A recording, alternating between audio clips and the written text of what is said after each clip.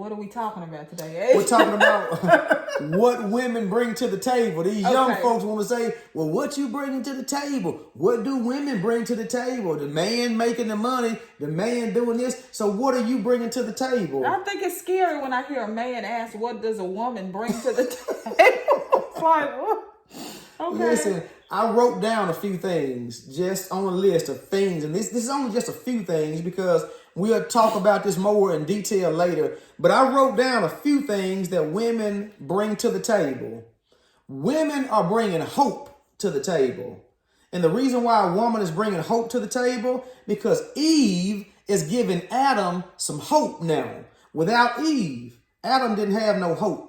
Let's go back to Genesis and remember that Adam was so lonely until God had to put him to sleep and make Eve. So let's remember this. Without a woman, you don't even have hope, man. I don't care who you are. I don't care a preacher, pastor, apostle, bishop, regular man, average man, choir director, businessman, a self-made man, owner of Amazon, owner of Walmart. It doesn't matter what man you are. If you do not have a wife, you do not have hope because you don't have anybody to give you hope. You have to have her. You're not complete.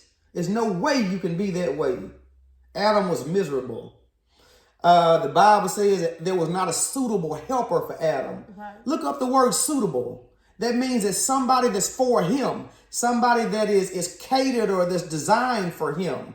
That's what that means. God did not create Eve to help Adam rake the leaves and cut trees. That's not why God designed Eve, y'all. I don't know where they're getting this information from.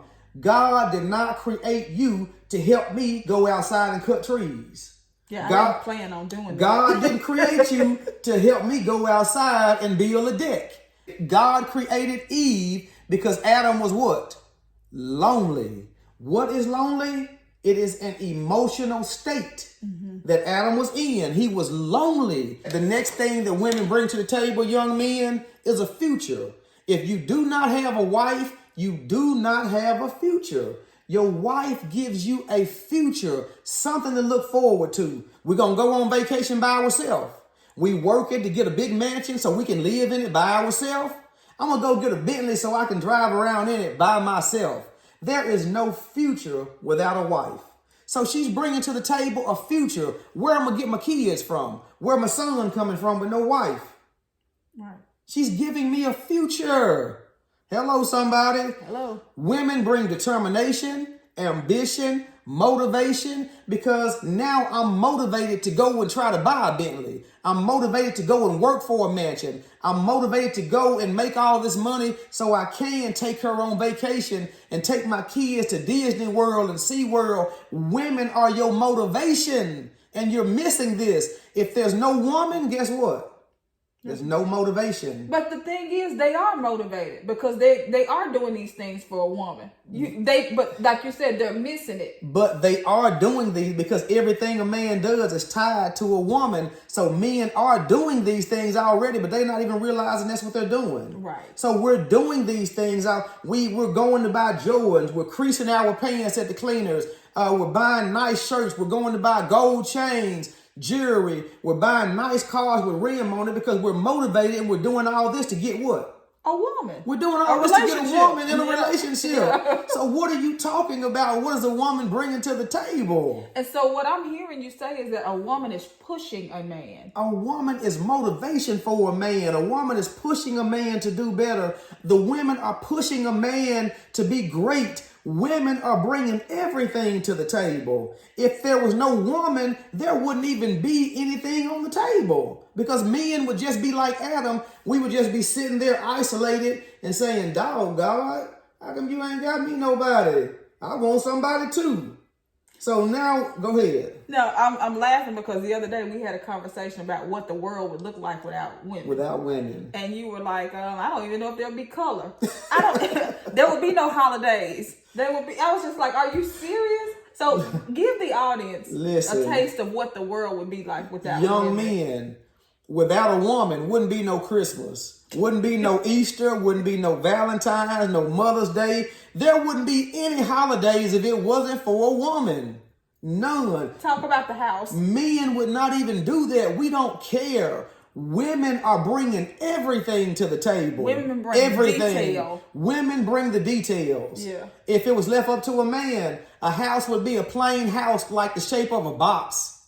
If it was left up to a man, we do the details and the architecture because we're designing that for a woman because we know that's what she likes, that's her expectations, and that's what makes her happy. We don't care about colors. We don't care about Christmas lights. Christmas lights are for women. And children. And children, they are the details. Yeah. So women bring everything to the table. Everything. Women bring to the table. Without women and without a wife, men wouldn't do nothing. Wouldn't do nothing, wouldn't be nothing. There would be no motivation. There would be no determination. There would be no ambition. What are you motivated for if there's no woman or there's no wife? You gonna just go buy the house and stay in it by yourself? Who wants to do that? Let me see you do that. I haven't seen a subdivision for bachelor pads yet. Because every house is designed for a family. That's the way God created it and designed it. I haven't seen no single car. Even a motorcycle, you can get two people on it because we weren't designed to be alone. What do you mean? What are women bringing to the table? Y'all sound like you need to come and let me help you. Women bring everything to the table. The main thing that women bring to the table, and I just went through all of it, but I just want to throw this one word out there, is purpose. Women bring purpose to the table because guess what your purpose is and who your purpose is? Right here. This is my purpose. Did you think your purpose was to be the richest man in the world and just start a company and make millions of dollars? What good is that? Are you going to be happy doing that? Let's just do that then, and let's don't give you not one other woman. You can't talk to none other woman. You can't have no more sex. Let's just let you build your business and chase your money, and let's see how that work out for you. Women are your purpose. They are the reason why men do the things that we do. If it wasn't for women, we would not do anything. Women are your main purpose, men. Let's think about that. Think about what you're saying. And so when you say, what does she bring to the table? She brings herself, which pushes you to be a better man. Yeah, she brings a lot more than that, though. I've got a whole bunch of other things wrote down that I haven't even shared yet. Women are bringing so much to the table until it's unrealistic. But what I'm saying is she's not necessarily bringing the purpose. What I'm saying is the purpose. She is the purpose. She's the purpose. She's not bringing determination. She's helping you to be determined. Yes. She's not bringing the ambition. You're now ambition because of her. That's right. Right. Okay. So listen, and not only that, she gives you or helps to implement those things in you that God put in you from the beginning, like protection and providing. When God created Eve, God and Eve were already there. Adam woke up and the Bible says that God presented Eve to Adam. So when God gave Eve to Adam, Eve didn't stay with God. God didn't just keep Eve to himself. Say, okay, Adam, I got you a woman. When you want to come and see her, I got her. Just come visit her from time to time. And, she'll be over here at my house. When you want to talk to her, just come by maybe 2-3 days a week and you can talk to Eve. That's not what God did. God said, here, Adam, here go your woman. You take care of her. You provide for her. You make sure she's good and she gonna make sure you good. That's how that went. So now that implemented the protection and the providing and the security that was coming for Adam to take care of this woman. God could have let you visit Eve maybe twice a week, man. How that would have worked out for you. God, I'm going to take her home with me, and then you come over Monday and Friday, Adam, and see Eve Monday and Friday. It wouldn't have worked out. Hello, somebody. Hello. God didn't do that. He gave Eve to Adam and said, here you are. And Adam said, at last, this is now bone of my bone and flesh of my flesh. I'll call her woman because she was taken from man. Yes. Let's do what we supposed to do, man. Let's stop talking and sounding like we don't have no sense. Please, sir. Let's do that. It needs to be a part 2 because now I need to speak to the women. Because I got a lot of other things to say about this. Until next time, though, y'all. We'll see you next time. Yeah, I need to click.